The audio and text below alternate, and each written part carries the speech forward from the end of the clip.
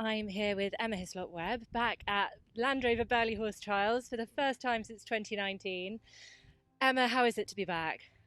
Beautiful to be back. You just forget how stunning the park is. It's lovely for everyone who's exhibiting here, for the town, for the competitors. I think there's a real buzz this year and everyone is just so glad to be back. And Emma, you've had a bit of a journey. I have, yes. Do you mind telling us a little bit about what's happened this summer? Not at all. So my Burghley prep hasn't quite been to plan.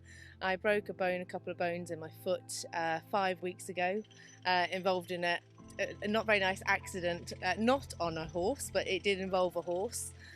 So my Burghley horses missed their preparation run at Bersham, and then I wasn't quite good enough to go back to Hartbury. So they just had some nice OI runs at Frickley. But we've done some preparation at home. Very grateful to have Caroline Moore based at home. We've built some lines and the horses feel ready. So here we are at Burghley. And tell me about your team. How instrumental have they been in getting that preparation in with you being off? Well, almost it makes you a bit emotional, to be fair, because the team, without the team, this doesn't happen. You know, they've had to work harder. I've had to do less because my foot wasn't as strong. So it really has been a massive team effort of everyone at home, my head girl Sophia Robinson, and also my trainers that have been accommodating. We've had extra team of physios. I've been having oxygen treatment and a local MS centre, and they have been so accommodating and helpful in trying to rehabilitate my foot to get it back to strength. So there really is a much wider picture than what you see on the TV. And tell me a little bit about that extra rehabilitation and things. You've been having laser therapy as well, am I right in saying? Yeah, I've been having laser therapy, pulse magnetic therapy, just to try to get it as strong as possible, because you think, oh, it's only a little bone in your foot, but that's your balancing point when you're in the stirrups. After I had the laser treatment, the doctor told me I now needed to train my brain that it didn't hurt. And I'm like, well, it still does. He said, no, you need to train your brain so that it gets used to that, so it stops flinching away from it. And that's what I've been spending the last 2 weeks on doing. That's so fascinating, like you said. So it's not just the structural, it's the whole picture. It is, yeah, the whole balance picture.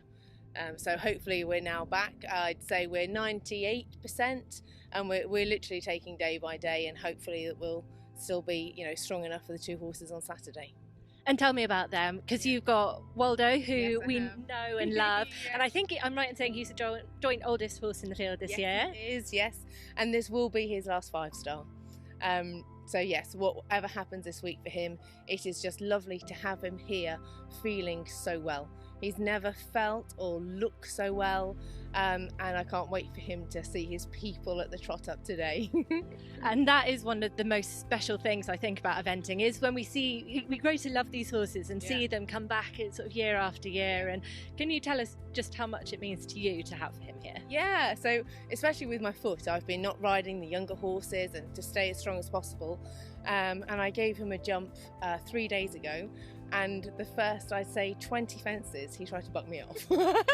And I've got photo evidence, and he was so naughty. But equally, that just shows you how much he feels well, and just he deserves to be back here. He is 19, but we've had 2 years missed of COVID. And, I feel that the horses will tell you when they're ready to step down. If at any stage on this throughout the next 3-4 days I feel he's not ready, he won't run. The horse is an absolute, we call him grandpa at home. He's a yard favourite, and he means the world to everybody. You must know him inside out. I do, yes. Yeah. And upside down. Upside down. Lovely. And you've got a second ride as well here this week. Tell me a little bit about Darrant. Yeah, so Darrant actually got nicknamed Daviday. I did a little talk for our local pony club when they had a rally, and they actually nicknamed him Daviday. So David, or Daviday as he's known, it's his first 5-star, jointly owned with Rowena Stevenson. Actually bought and turned up as a yard as a hunter about 5 years ago. Yeah. And he'd been on the show jumping circuit, been a little bit naughty, found himself out on the hunting field, and I thought, this horse has a bit of potential. And here he is now about to tackle his first 5-star. That's wonderful as well, isn't it? I know I was just talking then about how lovely it is to see these horses like Waldo coming back year after year, at the top level, Yeah. but also seeing the variety of horses Yes. that you get at a place like Burghley. And my two horses are like chalk and cheese. Are they? Yeah. Okay. So Waldo is known to be very expressive and very bouncy. David is horizontal. They are like chalk and cheese. So hopefully, I like to think they balance each other out. And just finally, Emma, as well, you're quite a local rider as well. What has Burghley meant to you, sort of having it on your doorstep as your local 5-star and to be riding here? I mean, you know, it's so many things for so many people. So I remember being here as the pony club and jumping in the pony club team and aspiring to be here one day.